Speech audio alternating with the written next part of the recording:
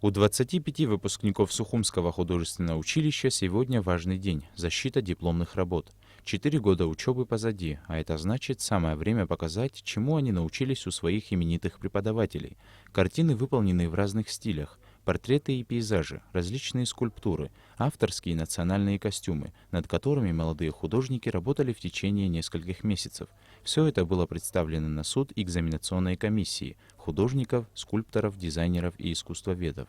Ведь именно они смогут увидеть то, что не заметит глаз простого обывателя. Хочу представить вам свою дипломную работу на тему «Осетинская национальная одежда». Сегодня наконец-то приходит понимание того, сколь много потеряно там, где нет воспитания на своих национальных традициях, забытые народные промыслы.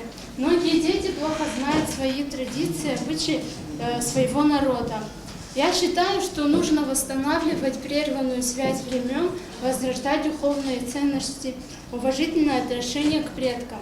Большинство выпускников защищали дипломные работы в направлении живописи. Среди них и Леон Кутарба, который говорит, что любовь к рисованию у него возникла еще в детстве.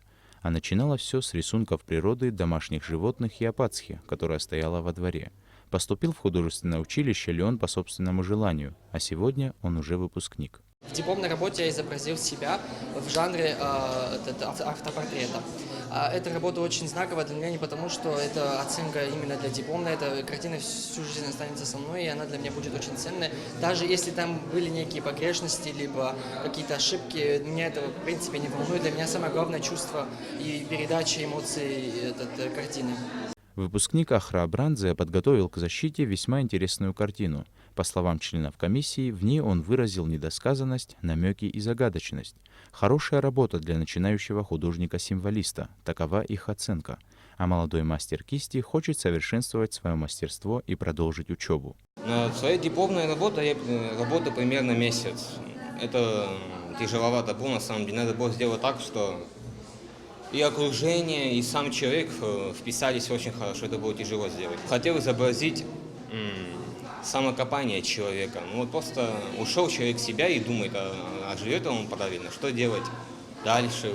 Преподаватели худучилища с сожалением отмечают, что не все выпускники, даже те, у которых есть неплохие задатки, продолжают заниматься творчеством. Но все же есть надежда, что эта ситуация в скором времени изменится. Они все не одинаковые. Вы понимаете, в мире есть более талантливые, есть менее талантливые.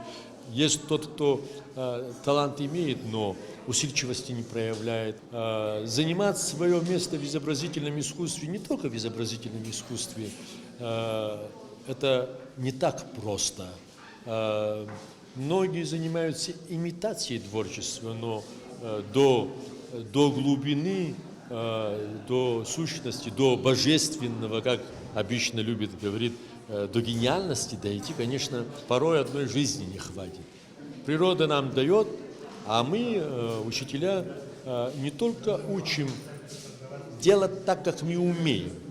Мы тоже субъективны по своей природе, мы тоже не универсальны, но они универсальны.